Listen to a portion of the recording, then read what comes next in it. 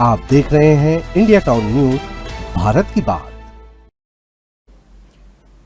नमस्कार, आप देख रहे हैं इंडिया टाउन न्यूज भारत की बात और मैं हूं आपके साथ सुधीर मिश्रा। स्वागत है आपका हमारे खास बुलेटिन राजधानी सरकारधानी में, जहां हम आपको छत्तीसगढ़ की महत्वपूर्ण खबरों से रूबरू कराएंगे।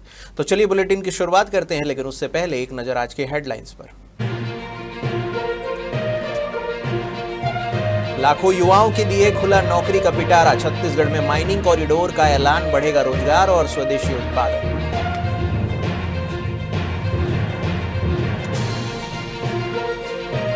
रील में हीरो, रियल में विलन, यूट्यूबर आकाश यादव समेत 9 गिरफ्तार, 520 किलो गांजा जब्त।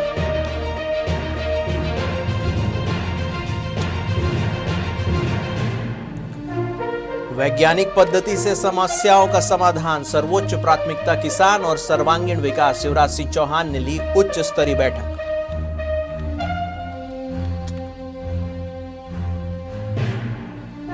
मंत्रालय कर्मचारियों के घरों पर पत्थरबाजी, 1 दर्जन से ज्यादा घरों के शीशे टूटे, आक्रोशित कर्मचारियों का थाने के सामने प्रदर्शन।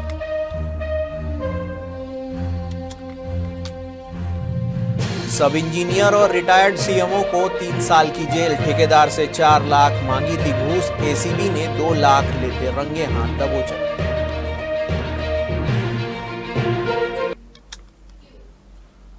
तो चलिए खबरों की शुरुआत करते हैं राजधानी रायपुर से। देश की वित्त मंत्री निर्मला सीतारमण ने रविवार को देश का आम बजट पेश किया। इस दौरान वित्त मंत्री ने देश के माइनिंग कॉरिडोर बनाने का ऐलान किया है। वित्त मंत्री ने कहा कि देश के 3 राज्य छत्तीसगढ़, ओडिशा और केरल को बड़ी सौगात दी है। वित्त मंत्री ने इन तीनों ही राज्यों के लिए खनन गलियारे का ऐलान किया है। मिली जानकारी के अनुसार छत्तीसगढ़ में बॉक्साइट और चूना पत्थर खनन के लिए कई जगहों पर कॉरिडोर बनाया जाएगा। बॉक्साइट और चूना पत्थर के लिए कोरबा, जशपुर, बलरामपुर, बस्तर का चयन किया गया है। वहीं रायपुर, बलौदाबाजार, दुर्ग में भी माइनिंग कॉरिडोर बनाया जाएगा। ये कॉरिडोर खनन, प्रोसेसिंग, रिसर्च और मैन्युफैक्चरिंग को बढ़ावा देंगे, जिससे चीन पर निर्भरता कम होगी और स्वदेशी उत्पादन मजबूत होगा। माइनिंग कॉरिडोर बनने से रोजगार के अवसर भी बढ़ेंगे। महासमुंद पुलिस और एंटी नारकोटिक्स टास्क फोर्स यानी कि ANTF ने नशे के सौदागरों के खिलाफ अब तक की सबसे बड़ी कार्रवाई की है। इस ऑपरेशन में 9 आरोपियों को गिरफ्तार किया गया है, जिनमें सरगना से लेकर सप्लायर तक शामिल है। पुलिस के अनुसार सोशल मीडिया पर वन्य जीव संरक्षण और सांपों को बचाने वाले अपने वीडियोस के लिए जाने जाने वाले खास यूट्यूबर आकाश यादव असल में जिंदगी में गांजा तस्करी का प्रमुख सरगना निकला। पुलिस ने बताया कि आकाश यादव ने ओडिशा के कालाहांडी से गांजा लादकर छत्तीसगढ़ होते हुए महाराष्ट्र तक पहुंचाने का बड़ा नेटवर्क चलाया था। बीते 7 जनवरी को पुलिस ने आरोपियों के कब्जे से 520 किलो गांजा जब्त किया, जिसकी कीमत लगभग 2 करोड़ 60 लाख रुपए बताई जा रही है। इस नेटवर्क में एम्बुलेंस का भी इस्तेमाल किया जाता था। खास बात यह रही कि जिस एम्बुलेंस का उपयोग तस्करी के लिए हुआ वह महाराष्ट्र सरकार का पुराना वाहन था, जिसे एक संस्था ने खरीदा था और आरोपी आकाश ने खरीद कर तस्करी के लिए इस्तेमाल किया।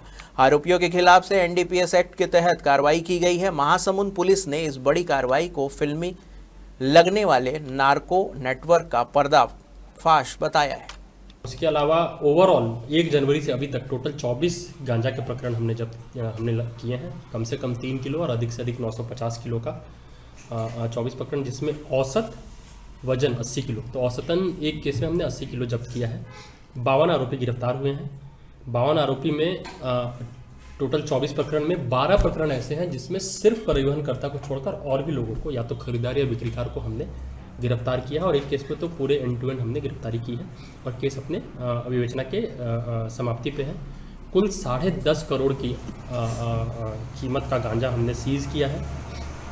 प्रॉपर्टी हमने चिन्हांकित तो अभी तक 6-7 करोड़ की प्रॉपर्टी चिन्हांकित की है, लेकिन अगर हम जितने व्हीकल हमने अभी तक सीज़ किए हैं, लगभग 4.5-5 करोड़ के व्हीकल भी हम लोगों ने अभी तक सीज़ किया है। केंद्रीय कृषि एवं ग्रामीण विकास मंत्री शिवराज सिंह चौहान ने नया रायपुर स्थित मंत्रालय में उच्च स्तरीय बैठक ली। इस बैठक में मुख्यमंत्री विष्णुदेव साय, मंत्री विजय शर्मा और कृषि मंत्री रामविचार नेताम समेत सभी विभागीय अधिकारी मौजूद रहे। आपको बता दें कि बैठक के बाद मीडिया से बातचीत करते हुए केंद्रीय मंत्री शिवराज सिंह चौहान ने बताया कि छत्तीसगढ़ की सरकार कृषि और ग्रामीण विकास को लेकर अच्छे से काम कर रही है। उन्होंने कहा कि छत्तीसगढ़ में दलहन मिशन को प्रोत्साहित करने के लिए काम किया जा रहा है। उन्होंने बताया कि छत्तीसगढ़ में बेहतर फसल उत्पादन और कृषि समस्याओं के लिए एक कमेटी बनाई जाएगी। इस कमेटी में केंद्र और राज्य सरकार के अधिकारी समेत वैज्ञानिक और अन्य एक्सपर्ट शामिल होंगे। वैज्ञानिक पद्धति से सभी समस्याओं का समाधान किया जाएगा। ये कृषि विशेषज्ञ छत्तीसगढ़ के जलवायु के अनुसार धान की किस्म लगाने का सुझाव देंगे। छत्तीसगढ़ की राजधानी रायपुर से सटे नवा रायपुर इलाके में एक बड़ी खबर निकलकर सामने आई है। यहां बने मंत्रालय कर्मचारियों के कई घरों पर अज्ञात असामाजिक तत्वों ने पत्थरबाजी की है, जिससे करीब 1 दर्जन घरों के शीशे टूट गए। घटना के बाद से मंत्रालय के कर्मचारियों में जबरदस्त आक्रोश दिखाई दे रहा है। मंत्रालय कर्मचारियों ने संबंधित थाने के सामने नारेबाजी कर विरोध प्रदर्शन किया है। मिली जानकारी के अनुसार 8 से 10 असामाजिक तत्वों के झुंड ने कई घरों पर जमकर पत्थरबाजी की। वहीं कुछ घरों के गेट तोड़ने की भी कोशिश की गई। घटना से आक्रोशित मंत्रालय कर्मचारियों ने नारेबाजी कर विरोध प्रदर्शन किया। प्रदर्शनकारियों ने पुलिस प्रशासन से मंत्रालय कर्मचारियों एवं उनके परिवारों को सुरक्षा मुहैया कराने, आरोपियों की जल्द गिरफ्तारी और असामाजिक तत्वों के खिलाफ सख्त से सख्त कार्रवाई करने की मांग की है। दरअसल कर्मचारियों का आरोप है कि मंत्रालय कर्मचारियों की कॉलोनी के आसपास खुलेआम नशाखोरी होती है, जिसकी कई बार पुलिस में शिकायत की जा चुकी है, लेकिन अब तक कोई ठोस कार्रवाई नहीं होने के कारण अपराधियों के हौसले बढ़े हुए हैं। रायपुर में एक सब इंजीनियर और रिटायर्ड सीएमओ को 3 साल की जेल हुई है। दोनों आरोपियों ने एक ठेकेदार से काम के भुगतान के बदले 4 लाख रुपए घूस की मांग की थी। ठेकेदार ने इसकी शिकायत एंटी करप्शन ब्यूरो से की थी, जिसके बाद एंटी करप्शन ब्यूरो ने 2 लाख रुपए की रिश्वत लेते हुए आरोपियों को रंगे हाथ गिरफ्तार किया था। पूरा मामला 2018-2019 अभनपुर नगर पंचायत का है। तत्कालीन सीएमओ अनिल शर्मा और उप अभियंता सुरेश कुमार गुप्ता ने जेपी कंस्ट्रक्शन के संचालक जयप्रकाश गिलहरे से 33 लाख रुपए का भुगतान करने के एवज में 4 लाख रुपए की रिश्वत मांगी थी। एसीबी की पड़ताल में पता चला कि जेपी कंस्ट्रक्शन ने अभनपुर में 55 लाख की लागत से पुष्प वाटिका का निर्माण करवाया था। करीब 20 लाख रुपए का पेमेंट हो चुका है। बाकी 33 लाख के लिए आरोपी संचालक को चक्कर कटवा रहे थे। उन्होंने पूरा पेमेंट करवाने के लिए कमीशन के तौर पर 4 लाख रुपए की मांग की थी। इस मामले में विशेष न्यायाधीश रायपुर ने दोनों आरोपियों को 3-3 साल की सश्रम कारावास और 50,000 रुपए अर्थदंड लगाया है।